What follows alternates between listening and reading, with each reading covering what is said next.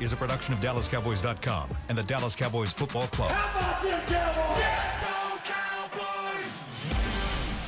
This is Mick Shots. Streaming live on DallasCowboys.com and the official Dallas Cowboys app. Now, here are Bill Jones, Heckma Harrison, Everson Walls, and Mickey Spagnola.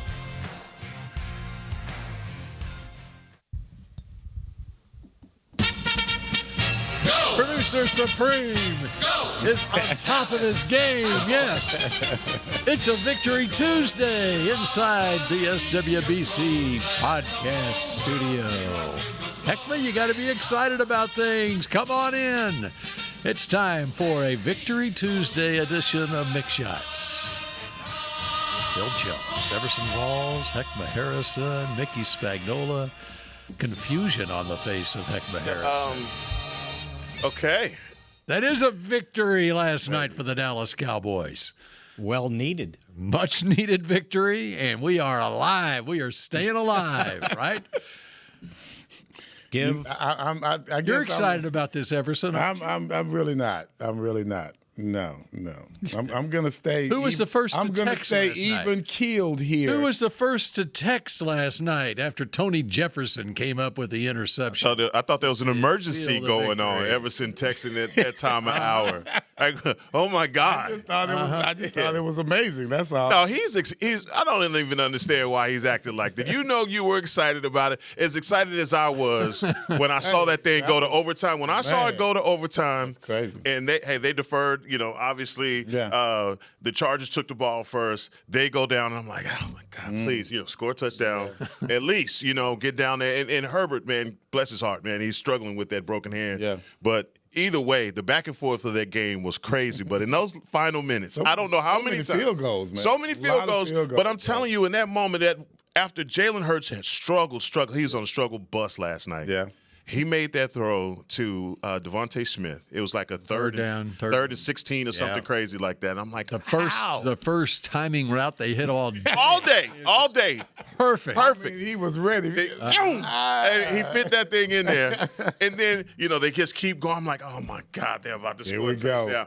And, man, this guy drops back in his zone and tips that ball. And Hell of a play.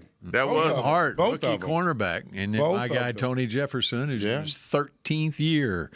And here we are. Now, Everson actually had texted earlier, what happens if they tie? Yeah. And that's what was going through my mind. Okay, I hadn't figured out this tie business. I told you all about, it's 4-3, 3-4, 2, and all that crap yesterday. It's better than a loss. And I do think I had figured it out.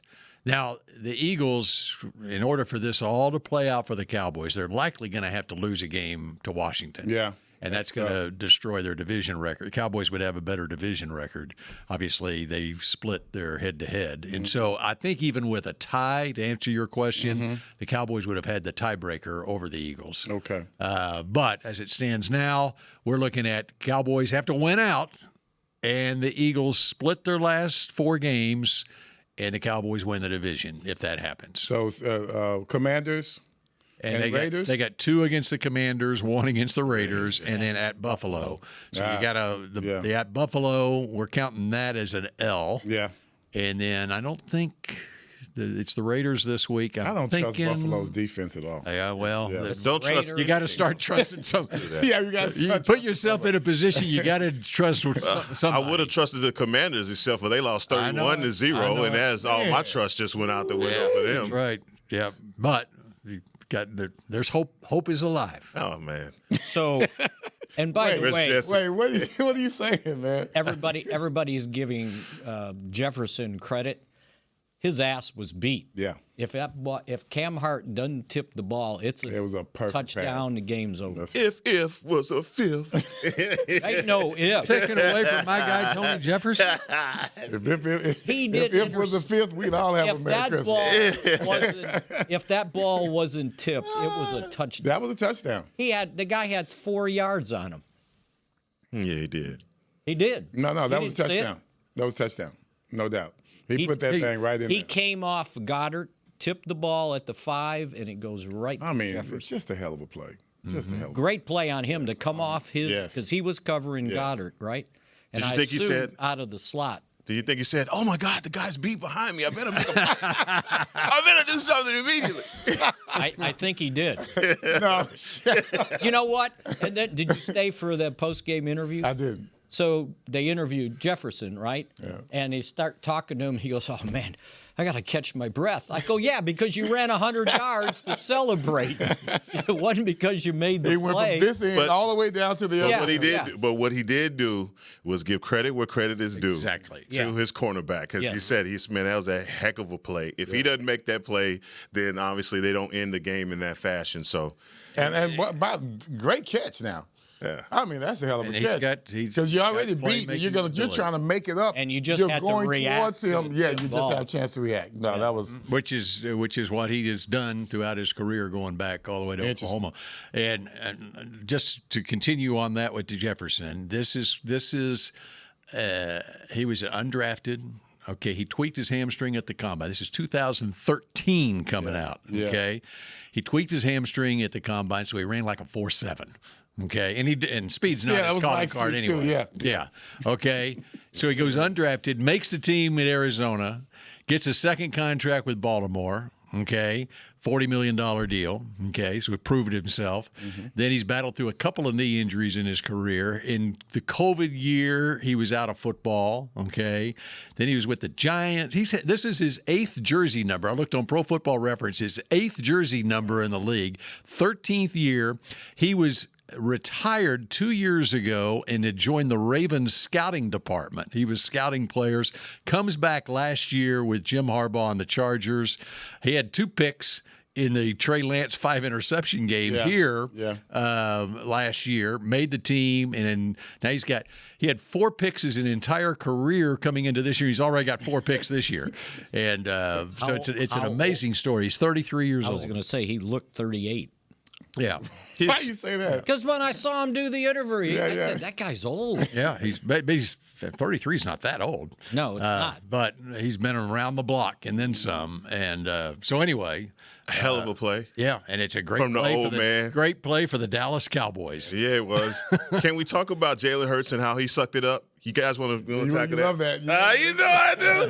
It's 21 for 40. QBR 27. Wow. 4 interceptions. Someone said that had he oh my God. Had he clocked the ball, if he spiked the ball on every play in the game, his quarterback rating would have been higher than what it was. Yes. Just have if he just took the snap and threw it into the ground every time, it's like a 38-point-something passer rating. Let's enjoy. I love that. I love that. I'm going to use that again somewhere. I don't know where. I've never known him to just be so unhinged in a game. What?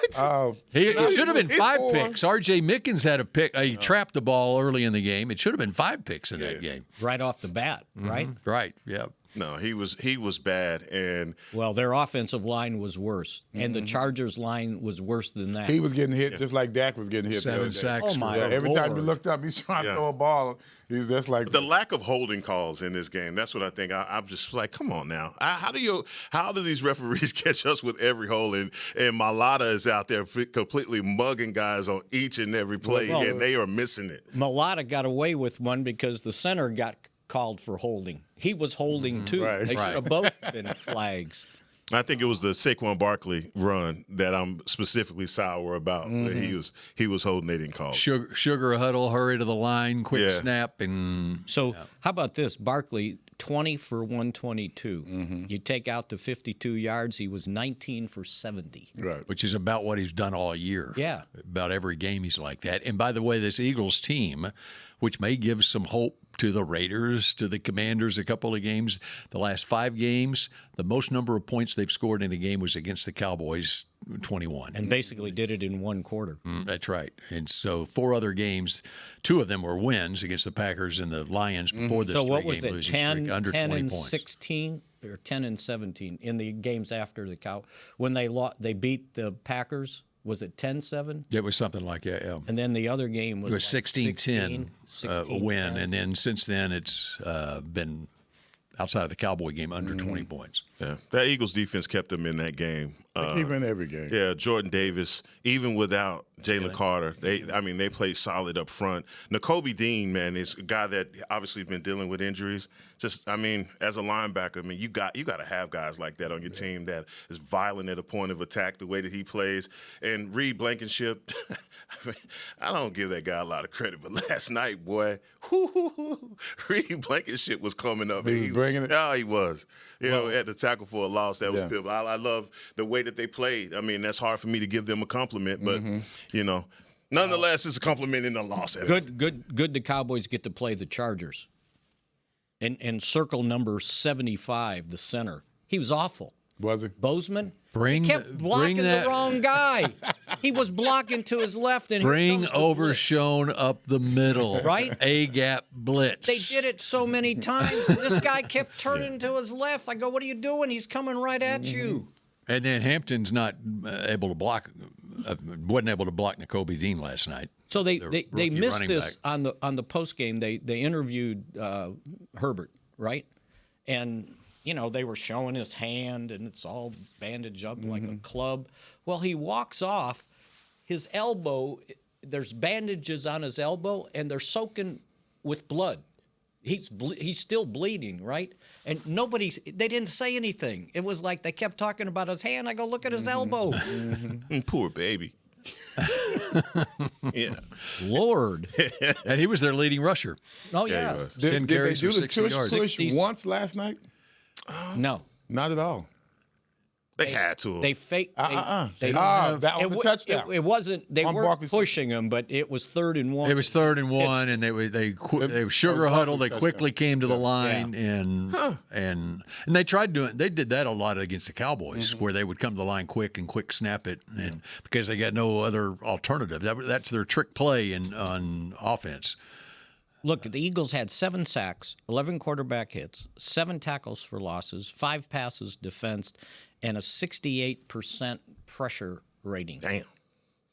And they got beat. You got to give it to San Diego. L.A. You have to give it to the Chargers. They hung in there. They hung in there.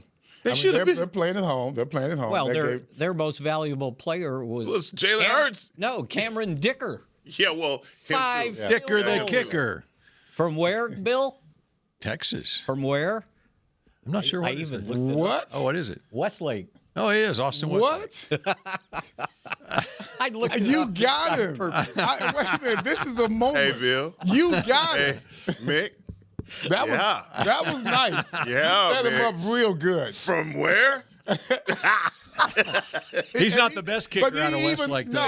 No, that's No, true. no, he even stuttered when he said Texas. That was shady. That was a little shaky right there. But then you got Who's the best kicker out of Westlake? Who knows? Justin Tucker. okay. There you go. I've Way to redeem yourself. Yeah, he does not. He gonna pick does on not. you. Nope, that's not going to work. Not the best behaved kicker, but You got I can tell you what high school Tony Jefferson went to, though. He didn't go to Westlake. He went to Eastlake in Chula Vista, California. Oh my goodness! Nope. You set him up good. that was impressive kicking, just like It was. He's Aubrey like. Brandon Aubrey, right? Mm-hmm. That's where you get that. It's going to be featured next week when the Chargers come to town. It's going to be a kicker. Kicker off. Yeah. Can you say that? Kicker off. I don't know. No, A kick offer. Yeah, I don't know. kickoff? I'll have to. Careful. Yeah. That's. Won't try that again. We got something yesterday. And I know it was 5, but to hit from 54 in overtime, Yeah, that was that tough. pressure on you. I mean, any one of those kicks are tough. I mean, especially when you're trying to stay in it. One of them was to tie, and that was a good one. I just knew they were going to blow it. I was just waiting. And then he had to re-kick one of them, right? When the guy, it was a penalty for leverage. Yeah, he was clutch last night. And then he came back and kicked it again. So, yeah, that was pretty The impressive. kickers started off like Supermen early in the season. Then they kind of leveled off a bit during this time of year. I think they're trying to ramp it back up. Oh, let Aubrey have something to do with that. We're ramping it back. Kind of like teams in general too, where They start off strong, like on offense. Some of it was fool's gold. Yeah. And then there's the defense starts catching up. Yep. Okay. And then it's a dog days in November, and now it's the dash for cash in December. Dash for cash. Well, I don't think Justin Herbert should get away with the criticism either, man. 12 for 26 last night. He wasn't very good. And maybe it's the hand that's bothering. There was one play where you noticing one of the Eagles defenders trying to punch the ball out. He was going for that hand, bro. Yeah. You saw that? But he is his own player's hand. Yeah, he did. But he was trying to get him, though. I was like, that's dirty. I was glad the referee analyst or whatever said, hey, if you go to punch the ball out and you punch the guy, it's a penalty. Yeah, how many times are you going to see that called? What? He said if you're trying to punch the ball. I heard you. But if you miss the ball and you punch the guy, it's punching the guy. No, it's football. No, you can't punch. Well, why not? You can elbow him. What's the difference of punching in the chest or punching in the head? I guess the shoulder pads and helmet. Yeah, I mean, but you still get penalized if you punch a guy in the head. So if I hit a guy in the shoulder with my elbow, no, I said punch. Okay, once again, if I hit a guy with my elbow, not your elbow, your fist. I am going somewhere with this, Spags. If you would just let me. Nah. You can hit with an elbow, but not with a fist. You can't hit with a fist. That's throwing a punch. They're going to call that again. That's a football move, punching it out. I'm sorry, that doesn't even make any sense. Well, that's what he said. Wow, that could be a little. So you better watch where you punch. Yeah, you better watch. It's never been called before, so. Yeah, I've never seen that get called. They'll call it against us. It'll happen. Just because Mickey just said that. It's top of mind. We're dragging the guy across the goal line, but we get an offensive pass. You know, I had to ask. I saw a play, and I can't remember if it was college or NFL, where the guy was on the ground and the guy punched the ball. Okay. Right? And I'm going, is that like touching the guy and he's down? Because if you hit the ball, I was told it counts. He's down if you punch the ball, even if he's on the ground. And no one had touched him. Yeah. And I asked the head referee in college that too. So we have to allow him to get up and then try to punch the ball. No, you can punch it. He's down. It counts. He's down. Yeah, but if I want the ball, I have to let him get up. Well, no, punch it out. You're right, because he's down. Yeah. Okay, we got much to get to here, including the breaking news around the league right now involving a quarterback. We come back on Mix Shots in a moment. Good stuff. Which one? Miller Lite, the legendary light beer.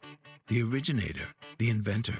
If this beer could talk, it'd tell stories about that one time, that night, that one guy, that one gal. Writing a story 50 years long and 50 million friends wide. Because legendary stories start with a light. Here's to 50 years of Miller Time. Celebrate responsibly. 2025 Miller Brewing Company, Milwaukee, Wisconsin. Hey, Cowboy fans, if you're thinking about attending a game this season, visit cowboystravel.com to book your travel package today. Stay at the team hotel, have dinner with a Cowboys legend, and experience the best sports venue in the world, AT&T Stadium. Also, tour the Star, get autographs from your favorite players, and talk X's and O's with me, Mickey Spagnola. The official travel partner of the Dallas Cowboys will take care of all your travel needs. Visit cowboystravel.com to book your package today. Hey, Cowboy fans. Keith Davis here, former Cowboys safety. Keith Davis into the end zone. You know what separates champions from the rest? Making the right move at the right moment. With blockchain.com, that's never been easier. The Cowboys became America's team by striking bold when it mattered most. Now it's your turn. Invest like your icons with blockchain.com. Visit blockchain.com/Cowboys today to get started and learn more. That's blockchain.com/Cowboys. The National Medal of Honor Museum is now open in Arlington, Texas, just a few blocks from AT&T Stadium.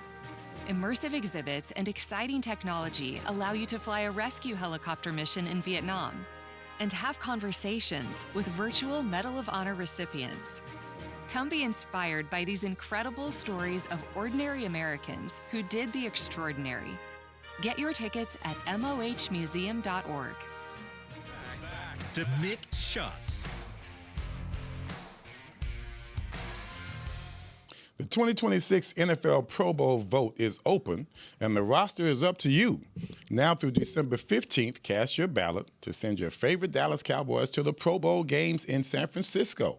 Don't wait. Go to probowl.com/vote today. And the breaking news around the NFL right now.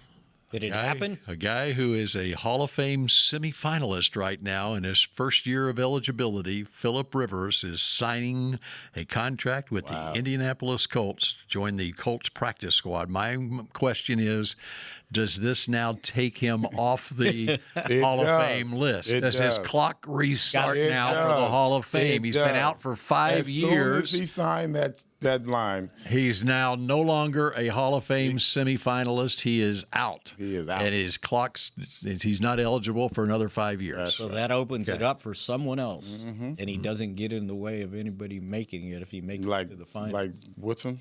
Yes. Yep, there you go. That's true. So that's good news there. That is good news. Yep. They lost both quarterbacks. Well, Anthony Richardson had been lost, and it was a locker room incident, an orbital. Now, Riley Leonard, who came in for Daniel Jones the other day, he's questionable for the game. Right. So he's got he reported to work yesterday with a knee injury. What's interesting about this, I think, and they do have Brett Rippon on their and roster we are talking about the Colts. Yeah. Mm-hmm. Wow. What's interesting about it, as far as Phillip Rivers is concerned, he is he's a grandfather, 44 years old. He's got 10 kids. Yeah. He's from Fairhope. He's a high school coach in Fairhope, Alabama, which is Riley Leonard's hometown. And he's been a mentor to Riley Leonard. So I think there is more to this than just Phillip Rivers being insurance in case of an injury. He's a coach. They sign him, and he's like a mentor to Riley Leonard. Yeah. And so he was with the high school team. No. I'm just saying what the signing is all about. Okay. Right, exactly. Yeah. And so as a practice squad, I believe the maximum contract that for a practice squad player is $22,000 a week with 4 weeks left in the season. So if he doesn't get activated to the regular roster, you're talking $22,000 a week for Phillip Rivers to come in. And so that's $88,000 over the last 4 weeks of the season. He can be a mentor to your starting quarterback, assuming Riley Leonard's healthy, and he's insurance in case he's needed to come in. $88,000 for 4 weeks of work. Boy, I tell you, I did. And if he gets activated, he's sign me up. It's probably wait, what? $500,000 or something. It's probably $500,000, something like that, if he gets activated. And they're probably praying that he never reaches. It never reaches that. That is death con. So I think that is the backstory on this. But what Phillip Rivers is giving up right now is time with his family I of was 10. gonna say, what is he giving up? His wife is probably happy. Yeah, that's true. When you've got 10 kids and grandkids, there's a whole lot of Christmas presents you got to buy. So $88,000, and his season's over. So it's like Teddy Bridgewater. It's like, although he's much older than Teddy Bridgewater. Bridgewater was coaching Northwestern High School in Miami last year and came back to Detroit. There's a question: where is Bridgewater?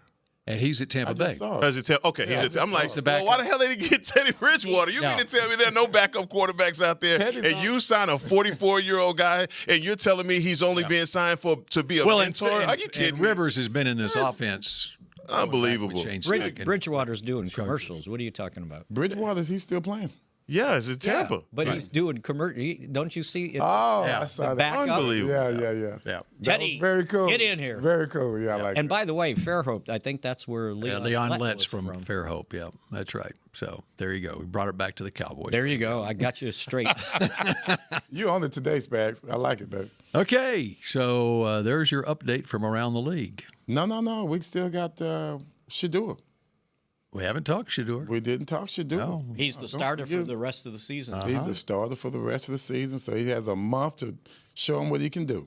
Since it was a matchup between Cleveland and Tennessee, I wasn't paying a lot of attention to that game. I'm going to go back and watch him, but apparently Shedeur lit it up. In fact, his harshest critics are now doing a complete switcheroo and saying, wow, this guy can play in the league. Man, look, they'll be back. They'll be back. They'll be back. Don't worry. They're just waiting for the proper opportunity to pounce, just like George Pickens' critics. But this Kevin Stefanski, I just wish. You want to choke him? there's this when you in the end of that game. No, I got it. I got it. I'm trying not to cuss. All right. At the end of that game, the 2-point conversion, your quarterback is playing like that. When you come in with the trick play, whatever they were trying to accomplish in that situation, to me, that is giving the game a black eye. I think that when you look at the history of the NFL, quarterbacks live for those moments. Everybody wants their moment. Troy Aikman has in Montana. All the greats have a moment. And you look at first-round draft picks or quarterbacks in the league that haven't panned out well.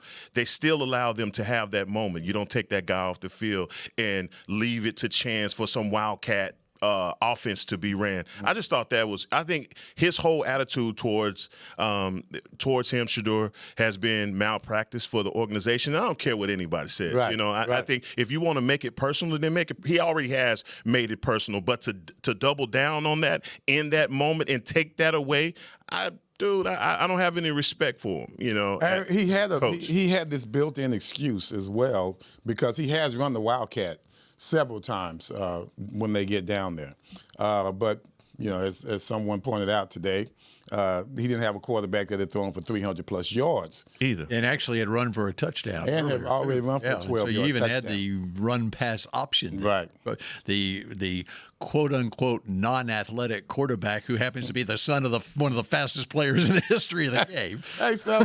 Yeah, but he took after his mother. Yeah, his mom. Yeah, he got mom's speed. That's true. So they hiked it to a running back? They hiked I didn't see it. Number 10, right? Yeah, who was having a good game as well. Judkins was having a good game. And if I'm not mistaken, because I saw a lot of games, did I see them miss? Yeah, he didn't pitch it. And so there's like what are you doing, man? It almost like a double reverse pass. And he didn't pitch. What he meant to do? I don't know the design of the play. All I can tell you is it was a busted play from the beginning. And it wasn't a play where then he actually tries to throw it. And it wasn't a play where Shedeur stayed on the field and lined up at wide receiver. No, he was on the sideline. He was on the sideline. Yeah, right. So you could understand a trick play where the ball's eventually you're going to get in Shedeur's hands where he's going to be able to make a play. Horrible. Right. You can go personnel-wise, you've done it before, so you have your built-in excuse. But the carrying out of the play itself, that was the worst I've ever seen. So he meant to fake it and then throw back to him. I can't believe that's what he could have been thinking because the timing of a play like that, he threw it because he literally was under pressure. He doubled back the other way and then threw the ball. I think the guy that he was going to hand the ball off to was responsible for throwing to the corner of the end zone. That's the only way that play design is going to have any because success. Otherwise, I was like, why is he throwing it? I thought it was a running play. And now I realize that the guy that he faked it to was supposed to be going. And if you're going to go wildcat with Judkins, then make it he's running to the B gap or A gap, something like that. But don't, that's crazy. Misdirection on the 1 yard line. And you just, like I said, malpractice. It was a b-hole call. Well, that's right. Do you realize they practiced it was. They practiced that play, Yeah. over and over. Right. Because it's on the call sheet. Right. And that was their designated 2-point play. That's their number one 2-point play. No matter who the quarterback was. But that's where you have their point is you got to make an adjustment. You don't just invent something. No, I'm not saying that they invented, but there's got to be some checks and balances even in that situation. That somebody calls down and say, hey, man, that's not what we're going to do. Are you seeing how our quarterback's playing? Man, timeout. We're going to call a timeout here. Let's say, listen, meeting of the minds. Get the owner on the phone. We're about to call a wildcat reverse throw. Now, come on now. Wildcat reverse. Do you know how this is going to – fake reverse. Yes. Bro. Come on, man. All right. All right. Yeah, that was unbelievable. And see, it's almost as if, and I try not to get into all this conspiracy crap, but it's almost as if he tries to diminish this guy's output. doing almost any game that he's in. He's very short on the praise of Shedeur as well. You got a rookie quarterback here who's playing better than any rookie quarterback has ever played in Cleveland, period. And for you not to give him a little bit more love, I know you're feeling the pressure because he's feeling it from a lot of people who, some of them don't even know what the hell they're talking about, but some of them do. And he's not doing himself any favors by losing games in the fashion that he's doing it, especially when you have this Jim sitting over here, right over to your right, who's ready to get in the ball game and make some things happen. And when he does make it happen, and then now you minimize what he. So you think the owner called down and said he's the starting quarterback for the rest of the season? I hope so. I hope. Because he did name him the starter now. Yeah, the next day he did, and so I wish it makes you wonder. Well, it does make you wonder. Bad organizations do what bad organizations do, and the Browns are one of them. And so it doesn't surprise me. They drafted him. Well, yeah, they did, but then that's a whole conspiracy on how the hell they drafted him or how he got there. No, I mean, I don't think there's been any other player that's been drafted that had 5, 6 other people say, we didn't want him, and then the owner stand up and say, oh, well, I did. Oh, I didn't want him. And then this guy, the assistant general manager, say, I'm the one that wanted him. I mean, come on, man. At the end of the day, the deal is for people like yourself, Everson, that know the game, that understand how offensive coordinators work, you know this guy's tried to dumb down the offense when he's passed Shedeur in the game, and now, come on, man. Anyway, y'all want to talk about the Cowboys? Yeah, because how many teams passed up on Dak Prescott? Landed right in your lap. You know, blessing. Yeah, a blessing. Sometimes 32 teams make a mistake. That's what some mishaps can happen, and sometimes they can project you upward. We need to send a fruit basket to the Pittsburgh Steelers for George Pickens, by the way, from Mick Shots.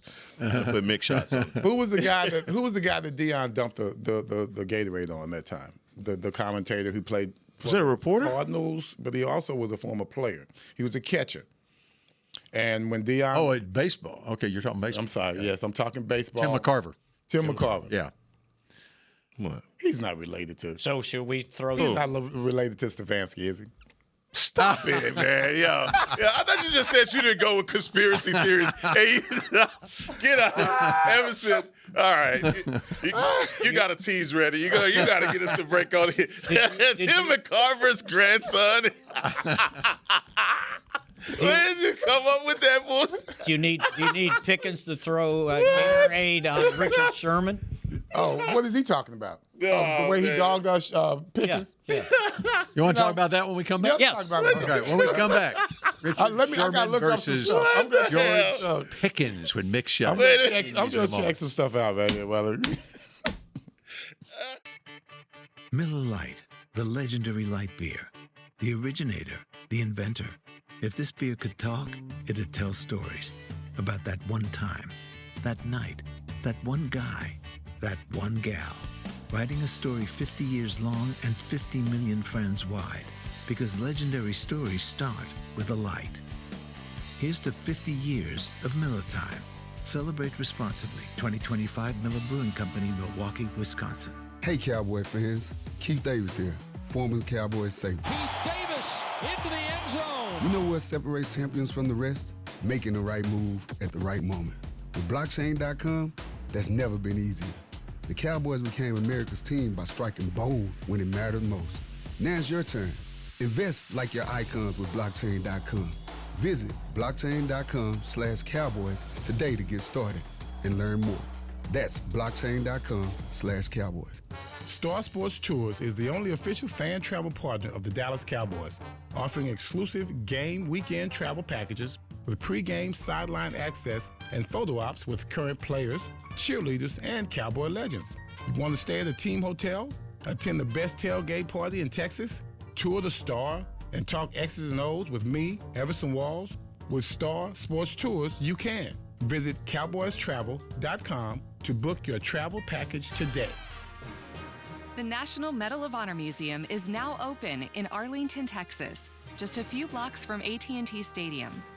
Immersive exhibits and exciting technology allow you to fly a rescue helicopter mission in Vietnam and have conversations with virtual Medal of Honor recipients. Come be inspired by these incredible stories of ordinary Americans who did the extraordinary. Get your tickets at mohmuseum.org. Back to Mick Shots.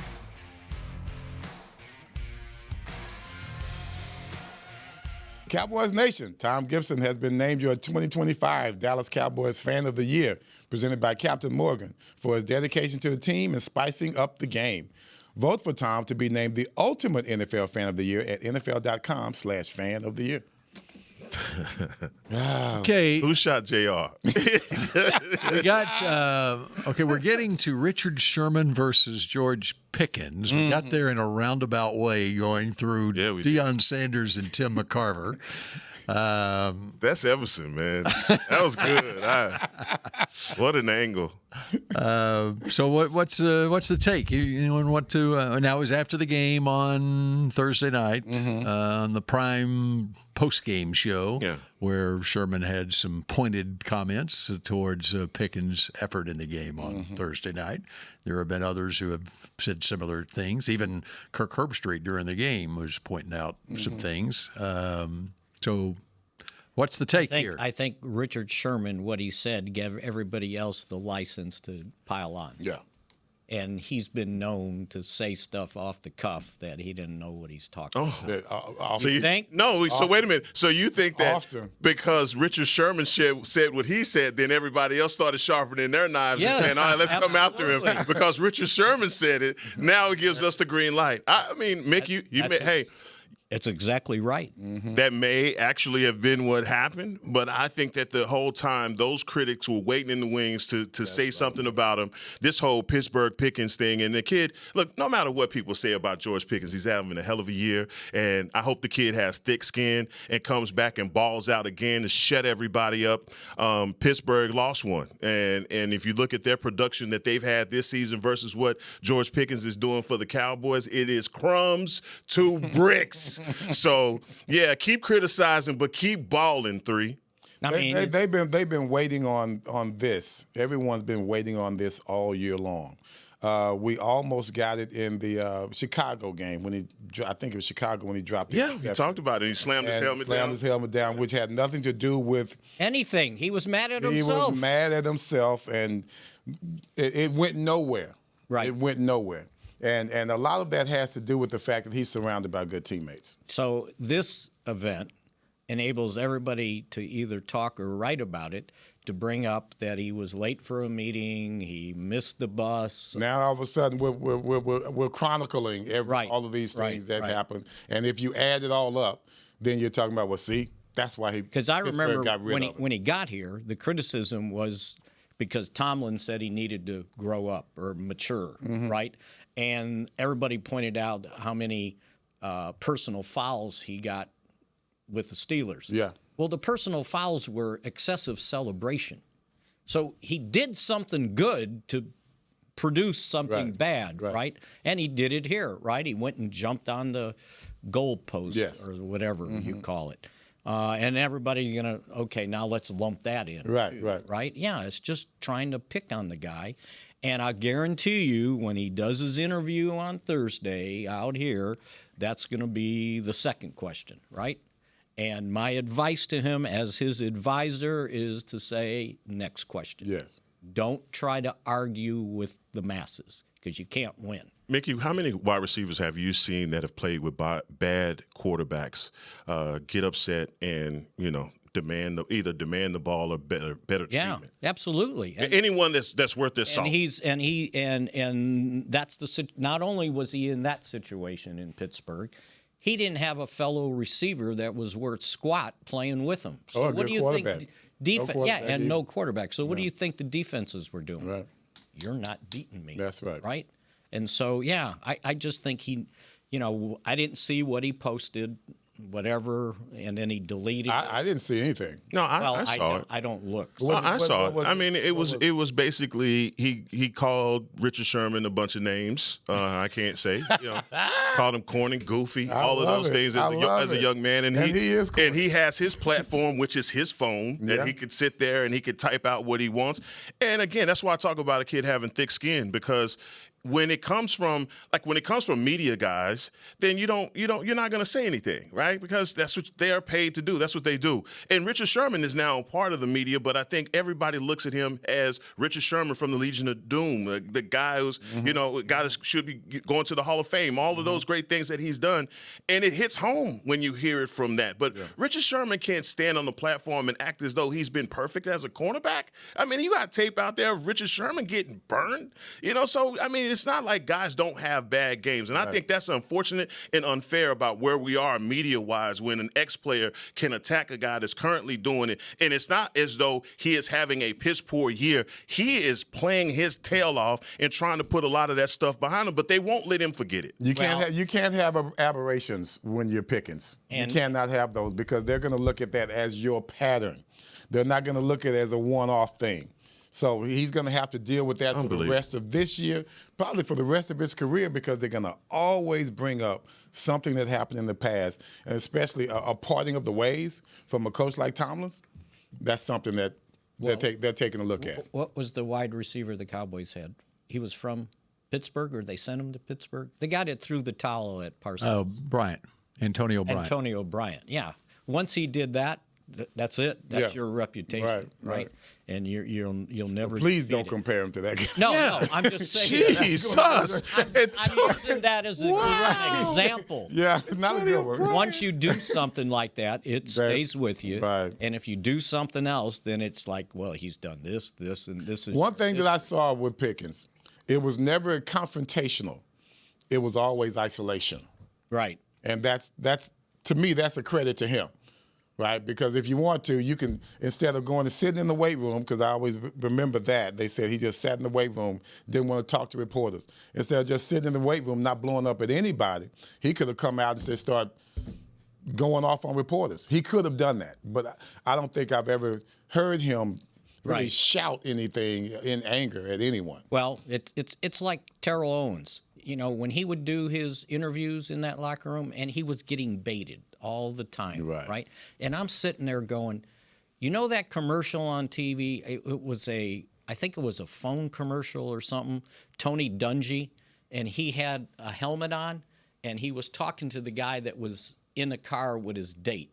And he was telling him what to say, right? He was a coordinator. And when I'm watching him trying to take on 15 media people, I'm sitting there going, if I just had that helmet on, I'm telling him what to say, right? And I could tell him what to say to get out of this. Right. Yeah, and don't be confrontational because you can't win when 15 people are. Has Pickens been interviewed in regards to this at all?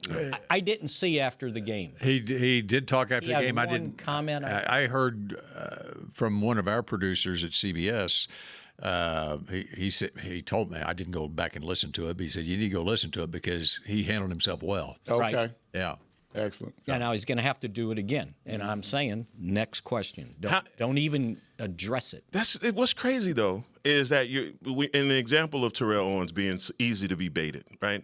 You don't question, you're questioning his effort, his professionalism as a football player. And you're saying, man, you ran that slant half-ass, whatever, because there was a linebacker wait and you didn't want to get smacked in the mouth. But you don't know if the coverage, the play, or whatever dictated him running the route that way meant that he would run it that way. And so when he turns to a media guy and says, you don't know what the hell you're talking about, then that throws the whole thing off because, now he has an attitude or now he didn't answer these questions correctly. You just make a mistake. Sometimes you just make a mistake. And no Sometimes you misread the defense. Yeah. Sometimes you don't know he's coming at you until oops, there's a ball. And it's no offense to ex-players that are announcers, but because they've got X on there, that means they know everything. And it's not always the truth. Right. I had a person that was in charge of radio broadcasts, and we were talking about being a color analyst on the radio. And I was told that I would never hire a reporter that hadn't played football to do the job. And it's like, so because they played, they know, and I wasn't using myself, right? But they know more than me that has watched football for 50 years, right? Because they played. And we got into a pretty good discussion about it. But was the attitude out there. You're X, you know what you're talking about. Right. Sometimes you don't do Sometimes your that homework. stuff is personal. Yeah. Sometimes it's just personal. Well, there's a lot of personal There's a lot of stuff going on now with the podcast and everything. A lot of personal stuff going on now. Yeah. Everybody's trying to rewrite history. Especially guys. That's why I got Bill here. When I try to rewrite history, he stops me. Well, we've got just a couple minutes left. So if we hit anything on the rundown. No. Oh, rundown. No. You got rundown? Well, we got a lot of time this week. We got 3 shows left this week. We're going to dive into these Minnesota Vikings. Don't give me hope. Don't do that. Don't do that. He always does that. Here are some things to look forward to the rest of the week. Yeah. The Justin Jefferson problem. Yeah. Best wide receiver in the NFL. How do you defend him? Can you survive him versus stop him? Who must step up? Bland, Revel, secondary scheme. I mean, all these great points, man. All these great things to talk about. Cowboys' defensive keys must stop the run to control the game flow, force J.J. McCarthy into mistakes. How about that? J.J. McCarthy comes back the week before they play the Cowboys, and all of a sudden they win a game 31-0. And they have the 28th ranked offense and 26th ranked scoring team. Well, their season just started last week, so.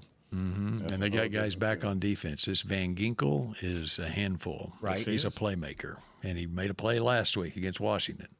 Beat Washington. Oh, Van Ginkel. He's from Miami. Came from the Dolphins. Dolphins, yeah. So Brian Flores had him there, and now he's got him. And by tomorrow, I'll find out what high school he went to. Yeah, I'm sure. You'll have it down. I wanted to talk about the offense before we even got around to Brian Flores' defense, because that's the problem. That is what the legit problem in this game is going to be. His defensive scheme and coming out to Dak, what kind of pressure he's going to present. But we know Dak is the man when you blitz him. So. You know what it is? What's that? Schottenheimer will tell you. It's unscouted looks, right? That's right. That's what Brian Flores specializes in, unscouted looks. What does that mean? It means that there's not stuff on there's different stuff than what is on tape. At this point in the season, I think he's not hiding. He can't be hiding all that sound good. Stuff from week 4. Good, you should have been using it. You should have been using it. You wouldn't have the damn problem you have right now. Oh, good. I agree. That's just coach talk. Unscouted looks. All right. I think we're out of time. I think we've done some damage here. Hopefully Dion will listen to this. Sorry for cussing. We'll send it to him. All right. Very good. If you got them unscouted looks. Big Nate from Frisco, he can send it to him. Tell him. That's right. Yep. Unscouted looks, you should have used them because you're 5-8. It's been about time to use it now. All good. Get going. All right. Does it for Mick Shots. We'll shot at you again tomorrow at high noon. Go Cowboys. This has been a production of DallasCowboys.com and the Dallas Cowboys Football Club. How about this, Cowboys? Yeah!